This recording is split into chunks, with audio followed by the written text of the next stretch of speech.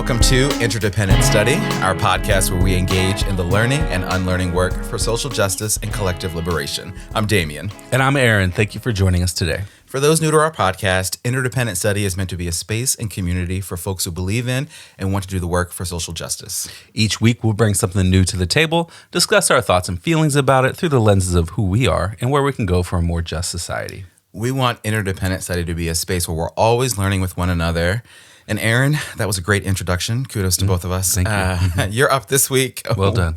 What have you brought to the table today? I brought a publication called The Struggle Continues, which was written by Andrea Ritchie for Interrupting Criminalization. Yes. And this report really focuses on the state of this movement work to defund police departments across the continent and highlights the clarity of the vision of Defund, which is, quote, stop investing in institutions that are perpetuating harm while consuming an ever-growing share of our collective resources.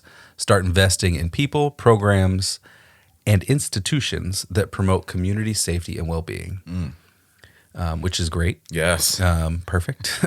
This report dives into some of the ways organizers are building power in their communities, the successes organizers are having at defunding police departments in cities across the country, engaging communities in conversations about safety, building infrastructures of safety, lessons that organizers have learned, and more. And for only being about 35 pages, I think a couple fewer than that if you take away like the front page and the table of contents and those kind of things. It's just dense. It's full of lots of opportunities to learn and find out ways to take action locally. Look forward to the conversation. And what did you think about it? Yeah, absolutely. I mean, so many opportunities to learn from this. If you haven't checked it out yet, definitely do so. I learned a lot. I mean, there was definitely things that I had got to hear about and sort of read about for the first time through this resource, through this report. And so very informative, very, very informative about the current state of the defund, the police movement, and just the movement for abolition in this country, this continent, as you say, really in general. So I thought it was awesome. I thought it was really well put together and well done. Just a great outline of all the successes of the organizing work that's been happening and has been achieved over the past few years. And I think that's one of the big things actually that stood out to me the most that I wanted to talk about here, right? Like there are these successes related to things like decreasing the funding for and the power of policing and really the criminal punishment system in cities across the country, right? Cities and communities that have created new avenues and ways to keep their communities safe that aren't centered around calling the police, right? Or utilizing the police. Yep. These cities and communities have passed legislation, right, as a result of organizers' efforts and advocacy work.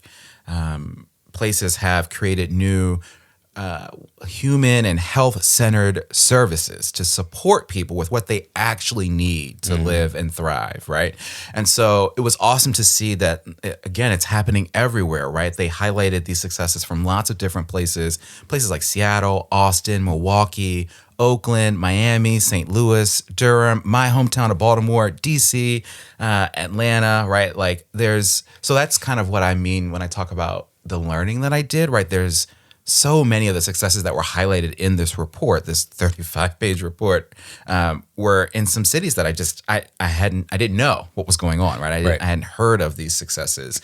And so that was really incredible for me to get to see and read about and sparked a lot of just moments for me of like, I need to do more learning here, right? And see what's happening. So all of that for me really spoke to the power of abolitionist organizing, right? And how it works, right? And how it can be successful. And it was just really inspiring, I think. Yeah, I think that was one of my favorite pieces of the report is that unless you're connected to those organizations somehow directly, that's not necessarily stuff you're going to learn about. Right. And so seeing it all kind of laid out in this report was really powerful. It's really moving.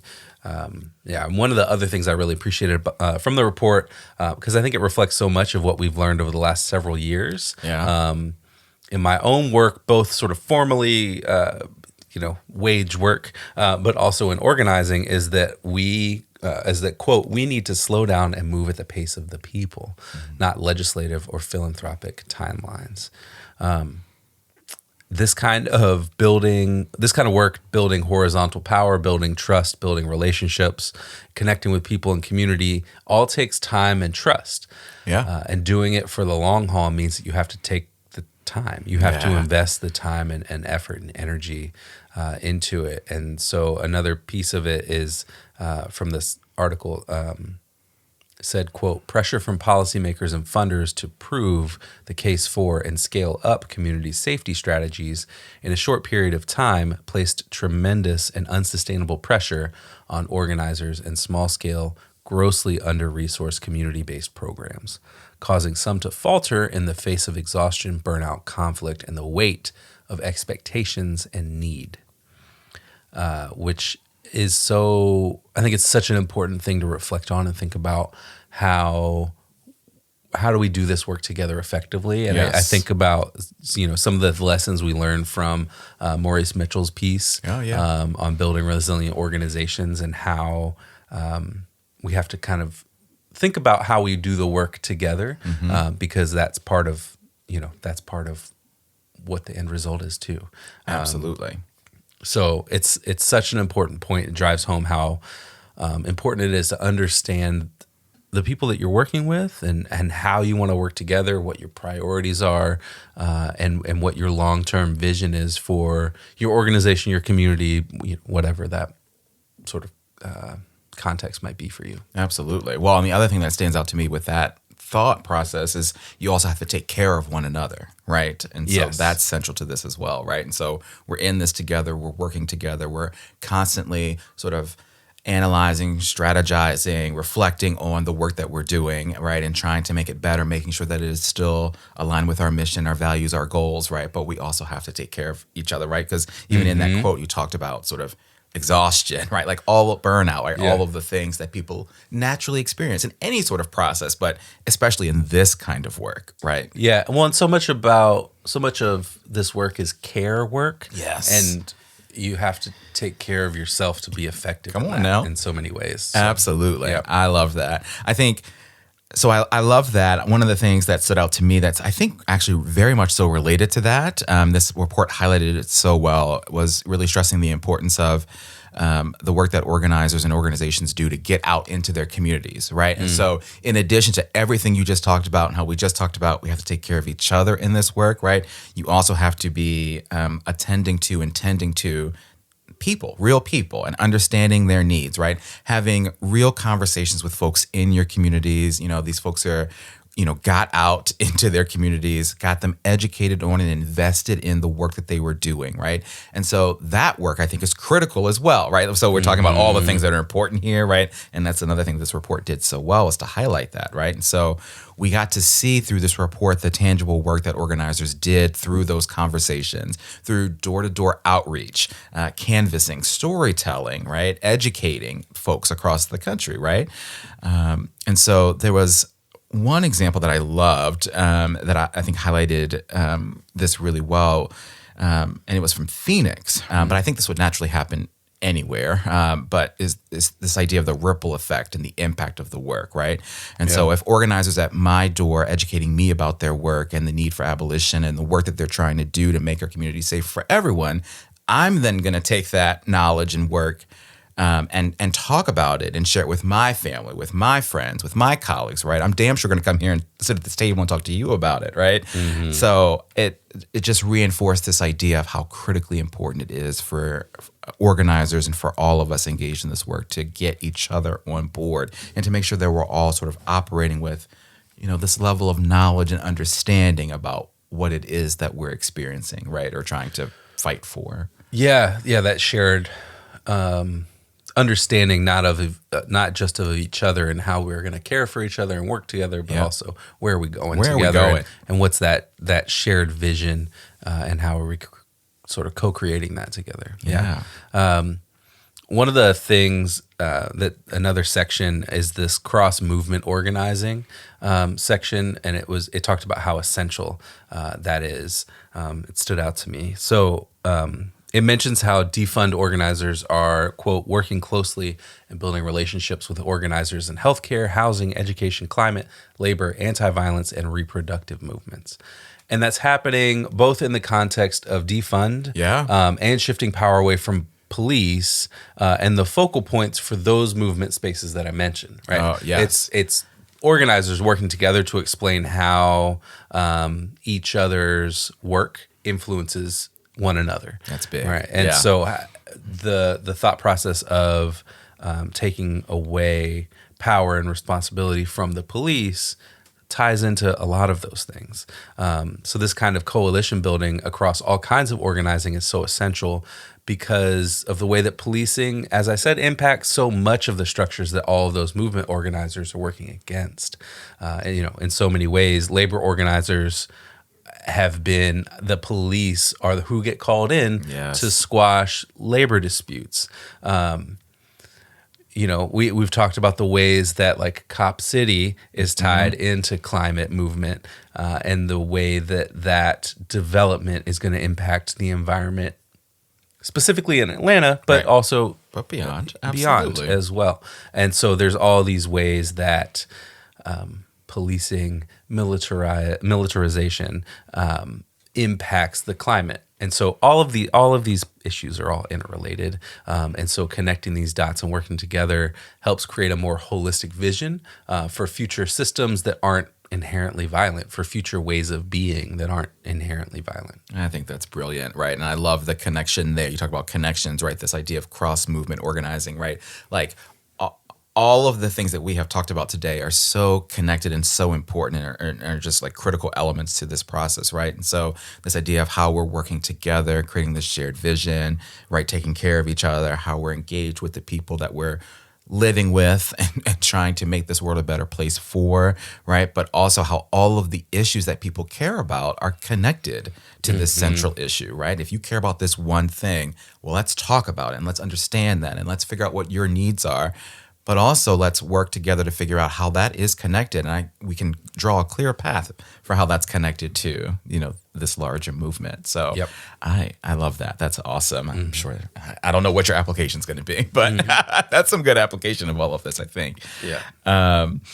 The other piece of this report that I highlighted in my head, right, because it was an electronic PDF. You can highlight on a PDF. You're right. I just want to make sure. I did not do that. I did it in my head. Right. Next time. I'm learning. This is a podcast about learning.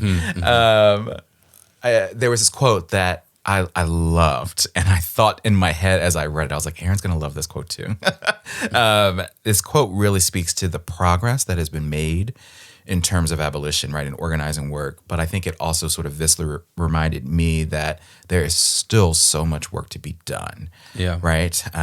And so much that needs to be done, I think, to take power away from the institutions and the systems that do harm to all of us. Yep. Right. So here's the quote. To date, community-based safety strategies have received a fraction of the economic and ideological investment that policing and punishment have benefited from. Hundreds of billions of dollars have been poured into policing over decades, while police are rarely held to the same standards of proving efficacy in terms of preventing, interrupting, and reducing violence, including their own. As a result, it is still too early to formally evaluate the impact of these programs, particularly given that their success is shaped by the conditions under which they are evolving, including a continuing pandemic, economic crisis, climate catastrophe, and resource starvation, while police continue to be the primary recipients of public investment and actively undermine the work of community-based organizations they perceive to be a threat to their control over public safety dollars. Mm-hmm. Like, I'm going back into that PDF. I'm highlighting it for real. Like, it absolutely, to me, is just a brilliant sort of synopsis and analysis of what's happening here and how the work that's happening is important and effective, right? But we're still dealing with this system that has, and this institution that has so much power, right? Yeah.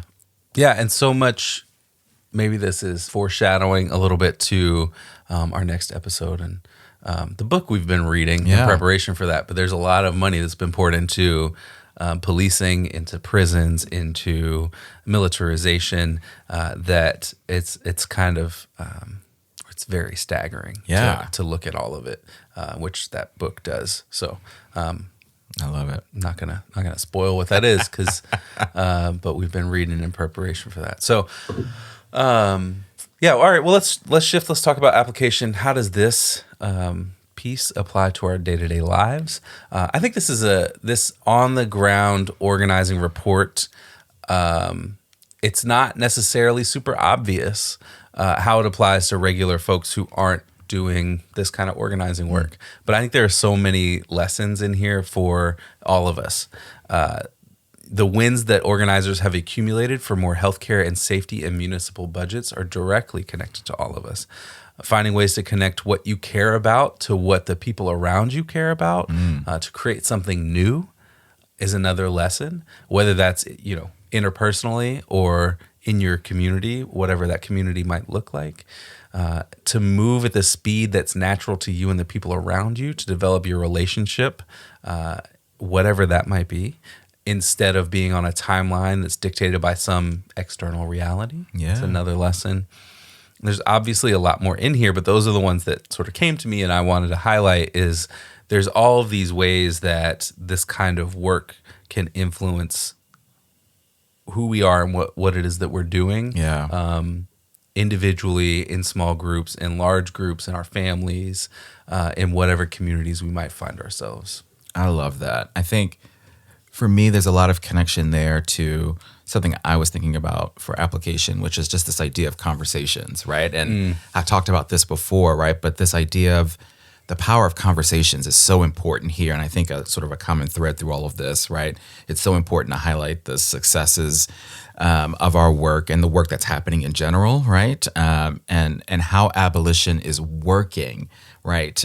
Effectively, right? How these strategies and this work that organizers are doing is working across the country, across the continent, is important to talk about, right? And so this report is so phenomenal because it highlights the great work that's been happening by organizers, and the conversations about true public safety and community safety and social justice issues in lots of places across the continent, right? And so for me, it's important to look at a report like that and to see that, right? And to see it in all of these cities, right? And to have the opportunity to learn more about what's going on and what's working there might work here, right? And what are the ways I can get my foot in the door to support that work, I think, right? And so I really truly believe in the power of conversations. And so I love a report like this and the opportunity it gives us to do that. And so to me, all of that is also so connected to, I think, the ultimate goal, right? Which is just hopefully one day we will see in mass, right? This defunding of the police and the systems and the institutions that harm us, right? And investment in communities and solutions that will actually serve us in the ways that we need to be served, right? So I think there's so much power in this report. I'm so glad we got to read it, and giving us an opportunity to have a conversation like this and hopefully others. Mm-hmm. Yeah, that's great. I think, those conversations we have can have big ripples. Yes, into other things. I love that. So that's great. So, all right. Well, let's talk about homework. What do you got? What are we going to do to continue to learn about this beyond our conversation today? I think there's so much great stuff at the end of this report that is excellent homework. There's recommendations for deep and long-term investments in organizing efforts like deepening skills in de-escalation, conflict mediation, transformative justice, community care, and politicized healing. There's meeting material needs of communities in the context of organizing and building power. And then there's 7 more on that list.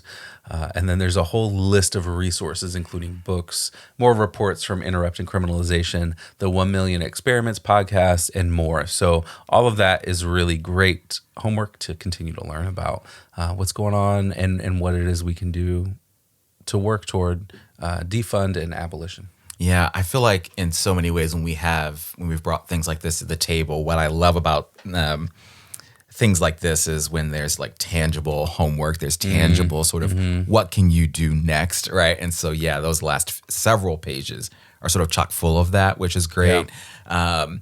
Then the last, I think, 2 pages are just linked resources, right? And so part of my homework is just to spend more time with those and actually click through each of those and to see what more learning I can do. And so that's great. I also really want to spend more time learning about some of the amazing organizers and organizations that were mentioned throughout this report, right? And so there were lots of organizations mentioned that obviously we've talked about, we know about, like Dream Defenders, but there was a lot I didn't know, right? So organizations like Women on the Rise, Organizing Black, African American Roundtable, Arch City Defenders, Austin Justice Coalition, Black Nashville Assembly, right? I could go on, right? There were so many great organizers doing incredible work in cities around the country. So we got a little glimpse into some of their successes and what they're doing. So I want to learn more about that and what I can learn from them and how maybe I can be of support. Yeah, awesome. Yeah, there's so many people who are quoted in the report. Yes. Because the report was generated from some gatherings of people talking about what's gone well and what hasn't gone well, the sort of lessons they've learned and what successes they've had. So many good organizations to look into and learn more about. Absolutely. Yeah, and you talked about it earlier when I kind of alluded to this, but this idea of, I think when things are happening in a city a long way away from you, you don't always get to hear about its coverage and its successes and the work that's happening, right, in sort of granular detail, right, in the process that they went through and all of that to get to that success, right? And so I think it'd be great to learn more about all of that. Mm-hmm. Absolutely. Yeah, definitely. All right. Well, Damien, you're up next time. What are you bringing to the table in our next episode? Yeah, so you actually alluded to this, right? I did. I gave a little sneak peek. Foreshadowing. I'm bringing a book to the table for our next episode. It is called Abolishing State Violence, A World Beyond Bombs, Borders, and Cages. And it was written by Ray Atkinson. So I looked into a little bit about Ray. Ray uses they, them pronouns. They're an organizer, activist, and writer. Written a couple of books, including this one that we're going to read, as well as several articles, book chapters, and reports. I think they classify themselves as an abolitionist, right? They are committed to organizing against war, militarism, the criminal punishment system, and really state violence in all of its forms, right? And so I think they're going to be a great person for us to learn from. So the book that we're reading for our next episode, according to Ray's website, is an in-depth analysis of the connections that exist between policing, prisons, surveillance, borders, war, nuclear weapons, and capitalism, and also the organizing efforts for the abolition of those things. Mm-hmm. So I'm looking forward to finishing this book, hopefully this week, and for us to talk about it in our next episode. Yeah, it is. What I've read so far is really great. Yeah. And really dives into a lot of analysis. And there's a whole chapter on sort of numbers and budgets and how much the U.S. has spent collectively and connecting sort of state police violence to militarized violence of the imperial efforts that we have overseas and all kinds of stuff. So yes. It's a great book, and I'm looking forward to talking about it here. Absolutely. All right. So with that, we want to thank you for joining us today and for listening to Interdependent Study. You know what I'm going to ask you to do, but in case you forgot, because we've only been back our second episode after a little break. That's right. Please follow, leave a rating and review. Share a podcast with people in your life. Follow us on social media. Check us out on YouTube. Sign up for our email list to get notified about any new things we got going on behind the scenes. Yes. Thank you so much for listening. And remember, it's not about us, but it is about us. And we'll talk to you next time.